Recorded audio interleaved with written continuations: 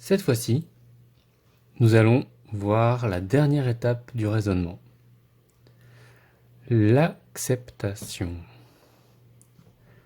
Donc, le raisonnement se déclenche lorsqu'il y a une différence entre l'imaginaire et la réalité.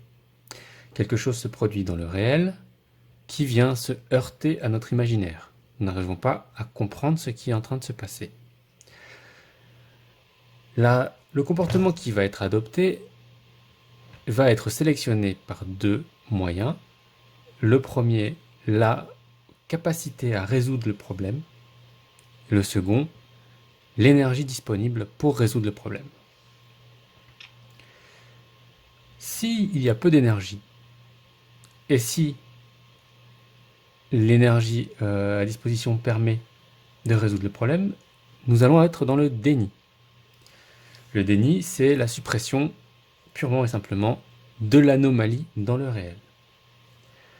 Si nous avons un peu plus d'énergie, et que la première solution n'a pas fonctionné, ou que la première solution n'a pas fonctionné plutôt, nous allons faire une interprétation, c'est-à-dire que nous allons regarder le réel comme si c'est quelque chose qu'on connaissait, alors que potentiellement ça n'a absolument rien à voir avec ce qu'on croit. Troisième possibilité, avec plus d'énergie, ou parce que les deux premières ont échoué, la compréhension. La compréhension, c'est « Ah, il y a vraiment un truc qui existe dans le réel que je n'avais pas vu jusque-là, que je ne comprenais pas jusque-là, et donc je vais la mettre de côté. Je vais l'admettre et la comprendre, la prendre avec moi, et la mettre de côté. Mais je ne vais pas toucher globalement ce qui existait dans mon imaginaire. » Donc si ces trois méthodes ont fonctionné, ou qu'on a encore de l'énergie à disposition, nous allons entamer la phase d'acceptation. La phase d'acceptation est une phase de réorganisation, de solution du problème, purement et simplement. L'anomalie que nous avons détectée ne deviendra plus une anomalie, deviendra quelque chose de normal. Et à partir du moment où ce sera intégré, normalisé, quelque chose que l'on ne notifiera plus, puisque globalement ça correspond à ce qu'on imagine.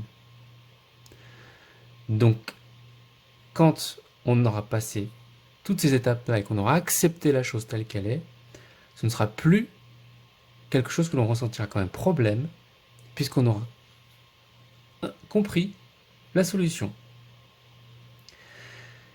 Cela implique de modifier son imaginaire de façon importante dans certains cas, pas si importante que ça dans d'autres. La différence, elle va se faire, la différence entre la quantité de choses à modifier se fait vis-à-vis de différents critères, notamment le nombre de choses qu'on doit modifier qui dépendent de l'information qu'on avait au départ, de la croyance que nous avions au départ.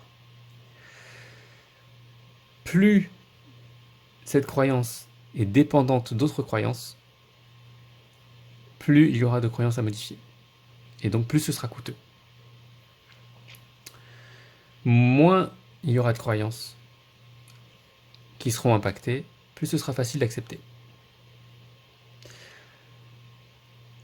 Donc je vais m'arrêter là sur ce sujet-là, mais en tout cas le but c'est que l'imaginaire soit en mesure, soit capable de correspondre à la réalité de façon la plus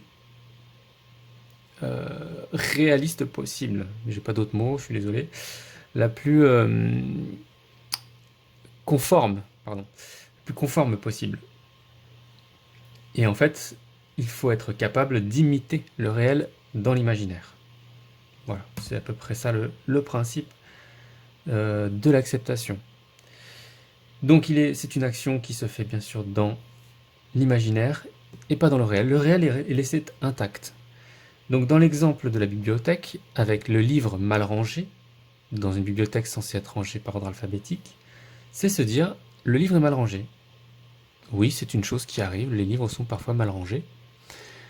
Et d'ailleurs, est-ce que le tri est quelque chose de naturel lié au réel?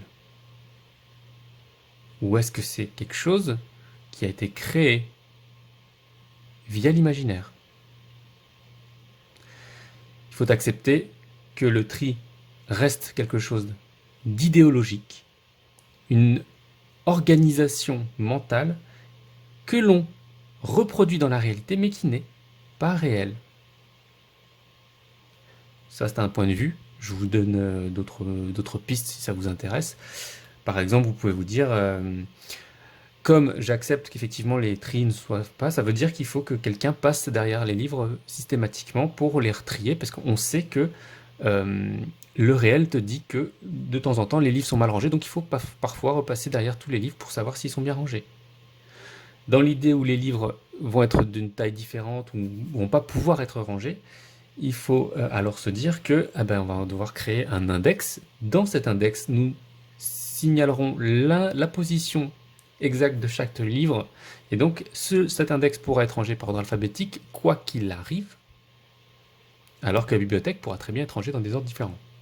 Et donc ça correspondra à la réalité. La bibliothèque peut être rangée dans des ordres autres que l'ordre alphabétique. Donc voilà, c'est d'autres pistes, si ça vous intéresse davantage. En tout cas, il y en a d'autres, mais le résultat, c'est que ça va aborder une solution qui va résoudre l'intégralité des problèmes possibles.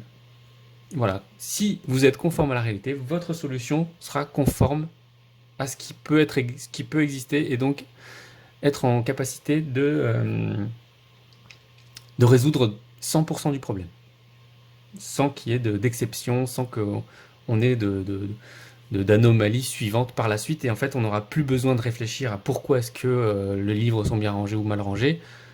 Ils seront ils sont correspondants ou avec l'index, si c'est un index, vous comprenez bien la difficulté de l'index, hein. Ou en tout cas voilà, ça correspondra. Vous ne vous révolterez pas sur le fait que le livre sera mal rangé, c'est une chose naturelle, et donc il faut savoir accepter. Alors ça pose une autre question, puisque est-ce que accepter la réalité, c'est se dire que la réalité doit être telle qu'elle est et ne doit pas être améliorée? Encore une fois, si vous avez tous les livres dans le désordre, comment vous allez chercher un livre? C'est pas garanti non plus que ce soit la bonne solution. Parce que dans votre problème, dans la problématique de la bibliothèque a une fonction, elle doit répondre à un besoin. Et donc, déjà de base, la bibliothèque est une invention, qui n'est pas quelque chose de réel, c'est pas quelque chose qui devient quelque chose de réel. Et c'est ça qui est intéressant, mais on abordera ça plus tard. Mais en tout cas, voilà, l'acceptation, c'est quelque chose comme ça. Ensuite, quand on parle avec quelqu'un, c'est quelqu'un qui avait un opinion qu'on ne comprenait pas du tout, qu'on n'était vraiment pas en mesure de comprendre. Tout simplement, vous allez avoir une argumentation avec lui en essayant de comprendre pourquoi. Et en fait, en essayant de comprendre pourquoi, vous allez comprendre pourquoi et comprendre son point de vue. Au final, vous allez accepter son point de vue, et peut-être même le rejoindre sur certains points, et comprendre même pourquoi il y a des points de désaccord. Et c'est là que vous êtes capable d'accepter. Parce que les points de vue sont différents, et il faut savoir pourquoi les points de vue sont différents. Il y a toujours une raison. Un vécu, une expérience, peu importe, quelque chose. Il y a toujours une raison. Et si vous êtes capable d'accepter l'autre, c'est que vous avez été capable de comprendre pourquoi il y a des divergences. Enfin voilà. Donc vous avez une collection de verbes comme d'habitude. Je vais peut-être la mettre un peu plus haut parce qu'on m'a dit que c'était pas forcément facile à lire. Voilà. Et donc vous avez en fait quelque chose qui réconcilie, qui unifie. Je l'ai pas mis réconcilier d'ailleurs, c'est important. Qui synthétise, voilà, qui de manière générale résolver, rendre plus cohérent et améliorer en fait la situation. De manière générale, puisque énergétiquement parlant, vous n'avez plus d'exception, et plus de différence avec la réalité, plus d'erreurs possibles. C'est l'économie d'énergie à fond. Voilà.